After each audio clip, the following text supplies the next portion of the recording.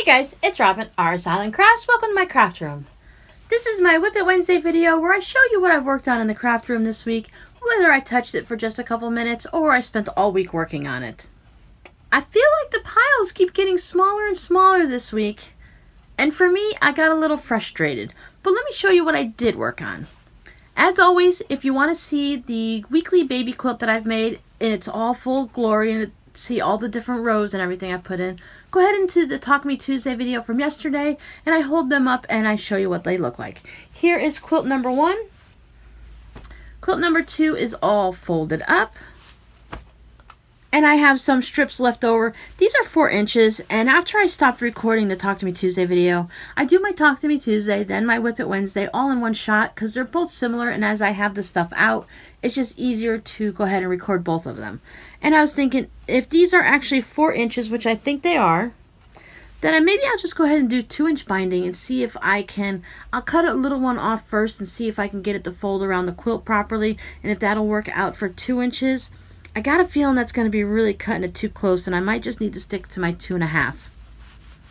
I've done 2 1/8 before, and that's really kind of bringing it, when you bring it back around, it's right to the line. And if I'm going to machine stitch it, yeah, I think I've talked myself out of it. I thought it'd be a great idea because then I could get 2 strips out of each of these 4-inch strips, but I think I better just stick with my 2.5 and then add the rest to the scrap bin. And once again, I've done 2 quilts this week because I want to work on our string blocks and get those videos up and ready for you and not take a whole entire day or half a day or whatever it takes me to come up with a new quilt and get it all stitched up. So since I had these bits of fabric already cut, a lot of these were the donated fabrics and some of these are my fabrics that I incorporated them both into it, and I've used up, I believe, everything but maybe a couple little pieces like this, just little itty bitty scraps left over of this donated fabric. So that's all that was donated from you guys from when I was making the Rare Bears. So now I've pulled them all into these charity quilts, and they're all going to go to children still. So that worked out really well. I have a few yards of this, so this might even make it onto the back of a quilt. So that'll be fun. I mentioned before that I've been taking the gray and pink shawl with me when we go to the cancer center. And a lot of times there's little amounts of sitting that I can't pull out that big shawl. So I went ahead and started up one of the boys' hats again so that I can work on them throughout the year here and there. They really don't take that long to work up. This one, if you can't tell, it's going to be Santa. I have the head shoved in a bag over here. Poor Santa. There he is. So this is going to be a Santa hat for one of the boys.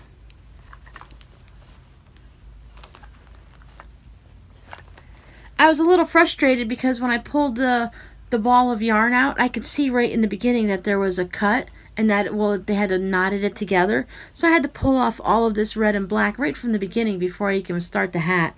I didn't see any point in knitting this into the beginning with all the ribbing and stuff and then have to deal with hiding the ends of the knot. So I just went ahead and I took apart the knot and I started from here because I usually have a little bit left. This is what I had left from the last time when I made the boys' hats, so I'm going to make them a little bit taller this time.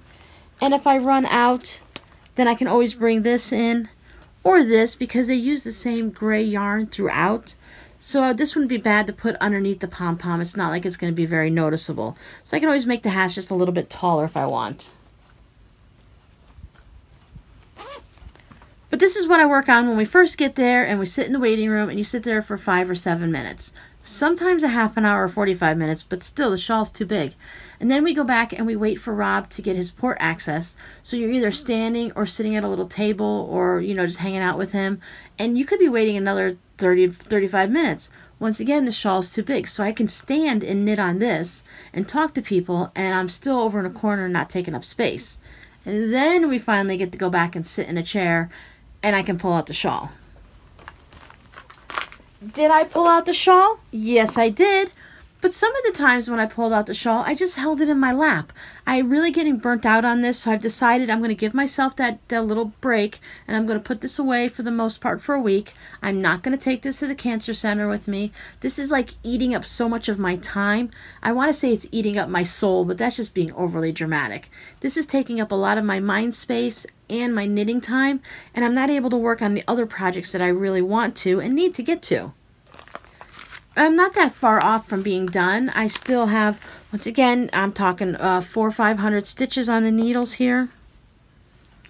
Let's see, where was I? This has really turned into what feels like a giant blanket. So I got a lot done. I transitioned out of the gray and all the way into the pink, or I didn't move the marker last week. I think I did. So I think I did all of this week. I am into the feather and fan really well. This is the front of it. You can kind of see now how it's starting to wave. As the rows are getting bigger, you can start to see the feather and fan wave coming out. I'm going to start getting into another lacy section, so it's not just the wave. We're going to start having some more little eye holes, eyelets, and stuff like that. But it just takes an awfully long time, especially when you're doing some specialty things, to get from one end of the row all the way back around. So I've decided I'm definitely just going to set this aside for now. I love working on it and it looks great, but I'm feeling the pressure of it, and it's all been put on by myself. Nobody's putting any pressure on me. The person I'm sending this to doesn't even really know that they're getting it. Yeah, so all the pressure has been put on by myself, and that's just kind of foolish when you're doing knitting. I was just hoping that I could get it done really quick, but I find that since I've worked so much on it, it's just, so I'm going to set it aside for a week, like I've done with many projects before, and when I come back to it next week, I'm going to be all invigorated and ready to go. Or if I want to, I can just work on it at home, and I won't have to carry this big old heavy shawl and a big old backpack back and forth with us. Now, this isn't all that exciting for most of you, but I did go through. I give you a little peek in there of some of the scraps that I'm sending to the winners from the 10K giveaway. This is Wednesday. I'm hoping to have already gotten this in the mail before you see this video, because like I said, I like to film it a few days early. I went through and I spent a good part of Saturday picking out all the different fabrics and finding different scraps, kind of trying to make it equal all the way around. I have all these little, not hiding spots, but I have all these different places that I keep my scraps. So I was trying to pull out some. I wanted some strings for the string blocks this coming week in case you guys want to work on that. I wanted some larger fabrics. I gave you some that are already cut into different shapes that I'm not going to mention. I've tucked in a couple little surprises. So these should already have been in the mail to you. I'm hoping, this is past Robin talking about future Robin, hoping that I got these in the mail for you on Tuesday. I said I promised that I'd get them out to you this past week, but some of you are actually from overseas. I can't mail those from my house, so I have to physically go to the post office, which is perfectly fine. I have no problem with that. I just take everyone together, and you'll all go to the post office together with me. We'll have a little field trip, and everyone go on their little journey, and some of them will be to your house by the end of the week. Some of you guys have already gotten them by today. And the ones that are overseas are just going to take a little bit longer to get there because they have to take a plane ride. But that did take up a good part of my Saturday this week. Between my house cleaning and my scrap digging through, it was an adventure. I got very little knitting done on the log cabin mitts. As you can see, I'm a whole 4 stitches into a row. So when we saw them last week, I was right here. I have added just this little bit, and the problem is I added a whole bunch, and I didn't know how many rows I was on.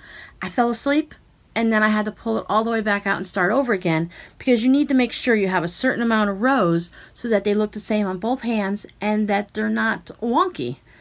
And for me, I have a hard time counting the garter stitch. I know they say you can count the ridges, but that doesn't always work for me, especially with this pattern, because you do a couple things first and then you go into the ridges. So it's just easier for me.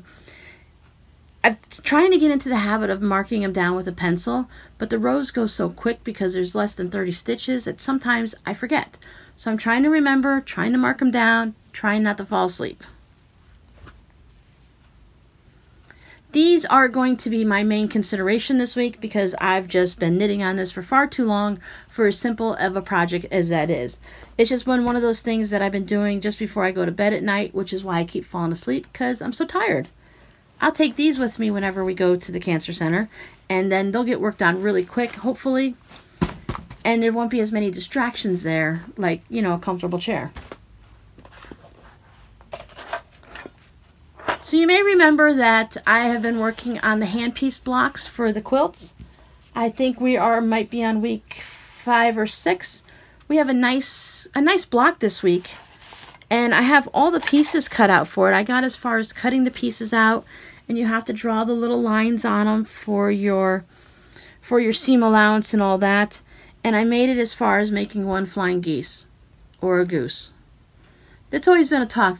I still call it just because it's a flying geese block, so I don't bother calling it a goose. But then I was looking at it, and can you see my stitches? Look how uneven and not straight they are. But it's okay because it's still going to work out fine once you fold it over. Everything turns out really nice. I have a nice point up there that I'm still going to be able to catch.